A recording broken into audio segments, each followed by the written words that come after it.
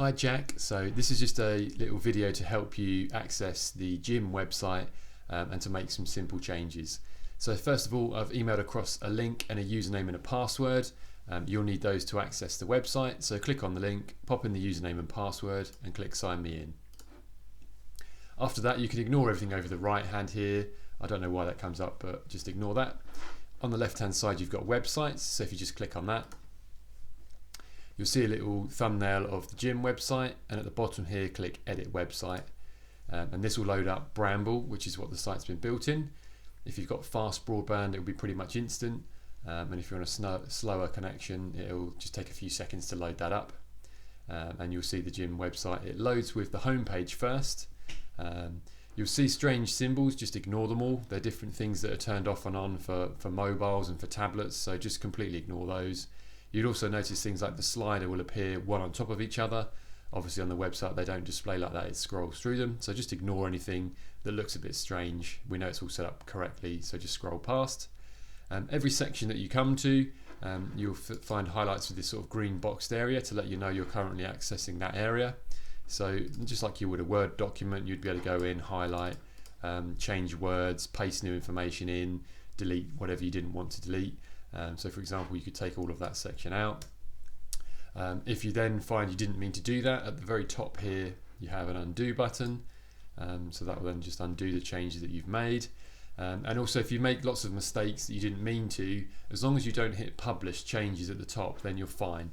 So for example, if you accidentally delete the whole row over the left hand side, and then you've made other changes and you're not quite sure that you want to save what you've done, if you just basically come up and exit and leave without publishing, you've done no damage at all. So you can have a little play around and explore, and if you get in a muddle, just don't publish what you've done, and that'll make sure that everything's completely fine and safe. Another thing I'll say as well is the site is backed up safely, so if you do anything particularly wrong, I've got a full backup of the site as well, should you need it. So yeah, that's basically how you navigate around.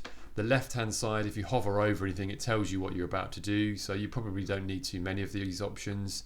But you've got duplicate if you want to make a copy of an area. That just does a duplicate of what's above it. If you then don't want that, you've got the remove button. If you want to move things around, you have a little arrow that's move, so you could move the fitness classes to the left hand side, for example. You could change where the protein supplements, you could move them around. Things like that are pretty straightforward. And again, I won't save those changes, we'll just leave. And going back to how to get to other pages, at the very top where it says index, if you click that, it brings a list up of all of the different pages on the website that you can scroll between. So for example, meet the team page, you could go in and change the order or change people's titles, move things around as you needed to. Fitness classes, if you wanted to go into that page. I'll cover the class timetable updates in a separate video, so whenever you want to change those, let me know. There's a few little steps that are involved in that, so if that's something you want to do, next time you want to update it, give me a shout and I'll jump on and do another quick video to help you with that, because it's a little bit more fiddly. But if you wanted to change the times and change the prices and change the class descriptions, you can do that.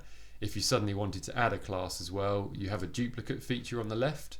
So what you would do is the blue title you could duplicate, the description of the class you could duplicate, and then basically change the order.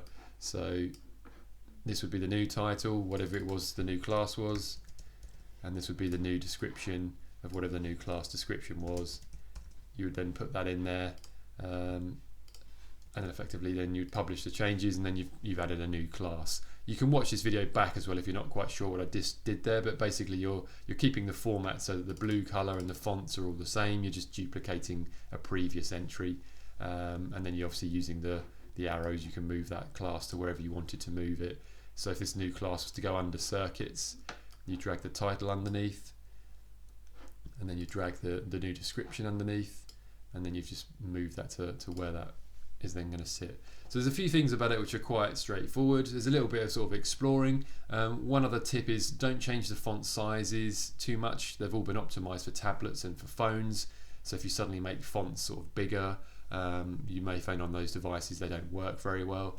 But yeah, have a play around, look around, make some changes. If you're happy with the changes you made, publish.